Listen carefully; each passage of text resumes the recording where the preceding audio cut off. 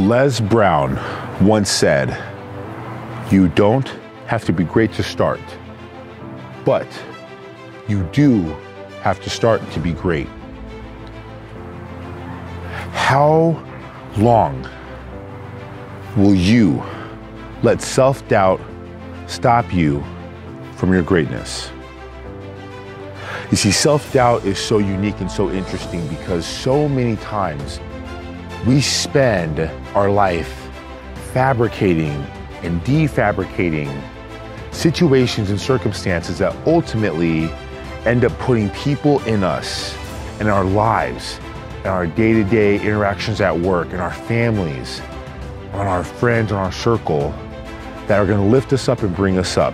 And we do that on purpose because we want to stay away from the naysayers, from the negativity, or from those who might be turmoil, but ultimately end up in conflict. And what's funny about that keyword conflict is that many times the ultimate struggle doesn't actually come from someone else or from something else. No. See, self-doubt actually comes from inside. And what ends up happening is that we go through life and we begin to have these different experiences and we fail at something, or we may ask out somebody that we feel a strong connection to, and in the end we're hoping that they reciprocate the same feelings back to us, and we don't get that. Or we try out, right? We put our best and our efforts and we practice over and over and over, and ultimately just to be told that we're not good enough. So as we begin to move forward in life, all of these different things become downloaded in our memory, and they serve as this database. And this database then becomes the governor that tells you where you can and where you ultimately cannot go. You can't go there because if you do, you're going to re-experience this feeling. And we almost feel that sensation happen in lifetime, even though it happened generations or millennia ago.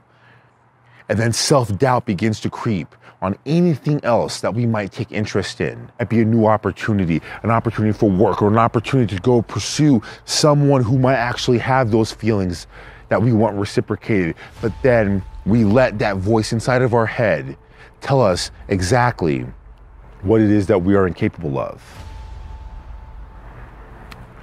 How long will you let self-doubt stop you from your greatness? You see, as time goes on, and we begin to continue to surrender our will and our inaction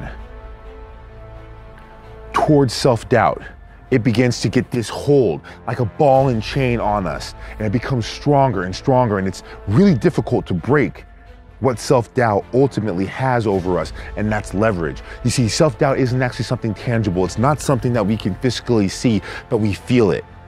And that self-doubt manifests time after time, over and over. And as we begin to feel this pressure that begins to emulsify, that begins to build up, it relinquishes our willpower and ultimately, therefore, our freedom. And now we feel boundless. But we feel and we know that there is something inside that if we chose, if we really wanted to, we could break out of that. And it starts with courage. And it starts with the will to want better. And it starts with a vision for greatness. You're going against the very nature of what the human condition says. Seek pleasurable things, avoid pain. Yes, you're actually going against what some of your friends that you've incubated in your lifestyle to lift you up might say, protecting you, your family members, and what they might think of you. Yes, you are voluntarily signing yourself up for potentially more pain. But in that risk, you see, in that excitement, now you might have the opportunity and the energy to actually push yourself, to actually go after it. And going after something that you care about ultimately might give you the confidence because you just might succeed. Yes, there's that memory from back in your past, a millennia ago, when things didn't work out, but they might work out this time. And if they do, that might give you the confidence to then look at a situation for how things really are. And for how things really are, that might be the buildup of exactly what it is you need. And you might just then stop aiming so low and aim high. Because if you aim low, eventually you're gonna hit. But if you aim high, that same rule applies. So I ask you, How long will you let self-doubt stop you from your greatness? Because the true pathway to greatness starts with belief, not doubt.